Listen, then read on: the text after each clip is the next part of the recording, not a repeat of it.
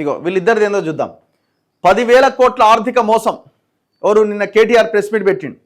కంచగచ్చిబౌలి భూముల పేరిట రుణం, దేశాన్ని బ్యాంకులను మోసగించిన రేవంత్ సర్కార్, హక్కు పత్రాలు చూడకుండానే అప్పిచ్చిన ఐసిఐసిఐ, బీజేపీ ఎంపీ సహకారంతో స్కామ్కు తెరలేపిన ముఖ్యమంత్రి, ప్రధానికి కేంద్ర దర్యాప్తు సంస్థలకు ఫిర్యాదు చేస్తాం, బీఆర్ఎస్ కార్యనిర్వాహక అధ్యక్షుడు కేటీఆర్, టీజీఐఏసీకి అప్పు ఇవ్వలేదు, వాళ్ళు స్థలాలు తనఖా పెట్టలేదు, కేటీఆర్ ఆరోపణలు ఖండించిన ICICI.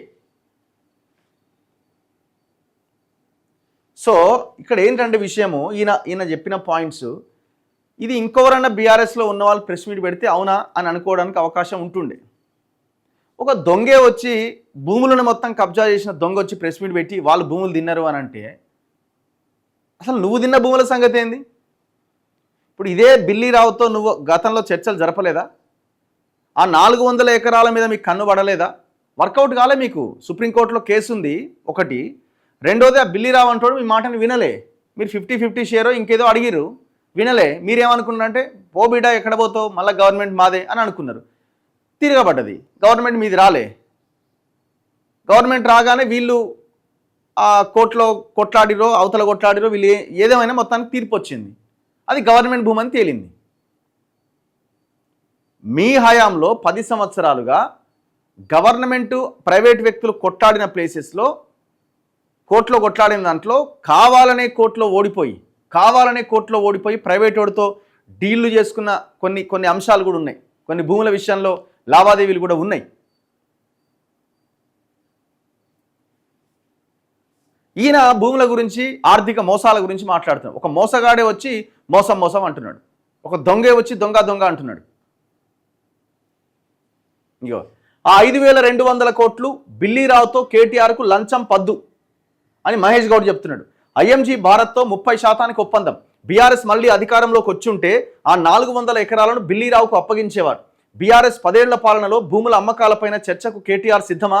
TPCC chief Mahesh Kumar Goud. ఇప్పుడు ఇద్దరిది, ఇప్పుడు ఈయన అంటున్నాడు చర్చకు సిద్ధమా, రా నువ్వు కబ్జా చేసిన భూముల సంగతి ఏంది అంటున్నాడు. మరి మీరు 15 నెలలు అయిపోయింది, 2 ఏళ్ళు కావస్తున్నది, ఒక గుంట భూమి రికవరీ చేయలేకపోయారు కదా? మీ చేతగానితనం కాదా?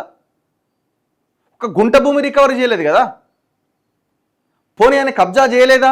అన్ని కబ్జాలే మొత్తం రియల్ ఎస్టేట్ బినామీ కంపెనీలతోనే లేపేసిండు.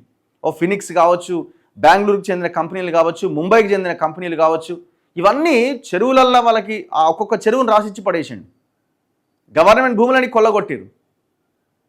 అసలు ఇప్పుడు ఈయనకు అర్హత లేదు, ఆయనకు అర్హత లేదు. వాళ్ళు అర్హత లేకుండా చేసుకుంటున్నారు. ఇంకొక 3-4 నెలలు అయితే మీరు ఆయన అవినీతి, ఆయన భూములు కొల్లగొట్టిండు అని అంటే జనాలే అంటారు, ఏం చేసిరా మరి మీరు అధికారంలో ఉండి, ఏం బీకిరా అని అంటారు. Direct question. మీకు ఏమైనా ఆన్సర్ ఉంటుందా రేపు పొద్దున చెప్పుకోవడానికి? విషయం ఏంటంటే ఈ భూముల విషయంలో వీళ్ళందరికీ, ఇటు బీఆర్ఎస్ కానీ, కాంగ్రెస్ కానీ, బీజేపీకి కానీ కామన్ ఫ్రెండ్స్ ఉన్నారు.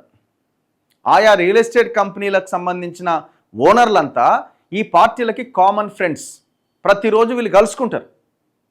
అందుకే ఇవన్నీ పొలిటికల్ గేమ్లో భాగంగా మాట్లాడుతున్న మాటలు. రేపు పొద్దున కేటీఆర్తో వీళ్ళు డీల్ సెట్ చేసుకుంటే అయిపోయా, కథం. మళ్ళీ తెల్లారి మాట్లాడుతొట్టు బీజేపీ ఎంపీ అని అన్నాడు. ఎవరా బీజేపీ ఎంపీ అంటే నెక్స్ట్ ఎపిసోడ్లో చెప్తా ఉంటుంది. ఏంది ఇది తమాషా? నెక్స్ట్ ఎపిసోడ్ ఏంది చెప్పాలి కదా. సో అందరు కలిసే ఉన్నారండి ఈ భూముల విషయంలో. చాలా క్లియర్గా వాళ్ళంతా కలిసే ఉన్నారు. ఈయన చెప్పింది వాస్తవమే. ఈయన చెప్పిన దాంట్లో ఈయన చెప్పిన దాంట్లో 10,000 కోట్ల మోసం జరిగిందని ఏదో పేపర్లు అన్ని పబ్లిక్ డొమైన్లో ఉన్న పేపర్లే. ఈయన ఏదో పెద్ద ఇన్వెస్టిగేషన్ చేసి అది బయట పెట్టినట్టు పేపర్లు చూపిస్తున్నాడు. నువ్వు చెప్పిన ట్రస్ట్ ఏదైతే మధ్యలో ఉన్న ఏజెన్సీ, అది లీగల్గా అఫీషియల్గా చేసిందే. ఐసిఐసిఐ అది అఫీషియల్గా చేసిందే. 75 కోట్లు పర్ ఎకరా అని డిసైడ్ చేసింది అఫీషియల్గా చేసిందే. ఇక నువ్వు తేల్చిందేముంది అందులో? నువ్వు తేల్చిందేముంది? ఇక మేము ఎన్ని చూపిస్తున్నాం? మీకు సంబంధించిన కబ్జాల గురించి ఒక్కదాని గురించి మాట్లాడవేంది? నేను మళ్ళీ చెప్తున్నా, ఈ పార్టీలు ఏవైతే ఉన్నాయో ఈ పార్టీలు తమకు అనుకూలంగా ఉన్న, అంటే వాళ్ళకి సంబంధించిన మనుషులు ఎవరు లేకపోతే అందులోకి ఎంటర్ అయిపోతారు. ఎట్లా చేస్తావు, ఈ భూమి ఎట్లా పోతుందని. పొరపాటున వాడు మనోడే, మనకు గతంలో పైసలు ఇచ్చినోడు అనే ఇది ఉందనుకో, ఇక మళ్ళీ పొరపాటున కూడా ఎంటర్ గారు. మీరు చాలా ప్రాంతాల్లో భూములకు సంబంధించిన పెద్ద పెద్ద గొడవలు జరుగుతున్నాయి. రైతులు అక్కడ ఉన్న ప్రజలు రిలే నిరాహార దీక్షల పేరుతో ఆందోళన చేస్తున్నారు. ఒక్కదాని దగ్గరికైనా ఒక పార్టీ నాయకుడు పోతుండా? మళ్ళీ చెప్తున్నా, పర్ఫెక్ట్ ఎగ్జాంపుల్ ఇక్కడ మోకిలా దగ్గర కొండకల్ తాండా ఉంది. ఆ తాండాలో పొంగులేటి శ్రీనివాసరెడ్డి కేటీఆర్ అండతో గతంలో రెచ్చిపోయిండు, వాళ్ళ మనుషులకు కట్టబెట్టుకున్నాడు. గవర్నమెంట్ మారిన తర్వాత పొంగులేటి కాంగ్రెస్లోకి వచ్చిండు, అంటే ముందే వచ్చిండు, ఇప్పుడు కాంగ్రెస్లో మంత్రి అయ్యిండు, రెవెన్యూ మినిస్టర్. మళ్ళీ అందులో అదే పని ఆ దందా చేస్తుండు. మరి ఈయన మీద ఈయన మాట్లాడాలి కదా, ఎందుకు మాట్లాడరా భూముల మీద? కనీసం కేటీఆర్ పోవాలి కదా. ఇది 400 ఎకరాలు, అది 600 ఎకరాలు. ఇట్లా చెప్పుకుంటూ పోతే ఇన్ని ఎగ్జాంపుల్స్ ఉన్నాయి.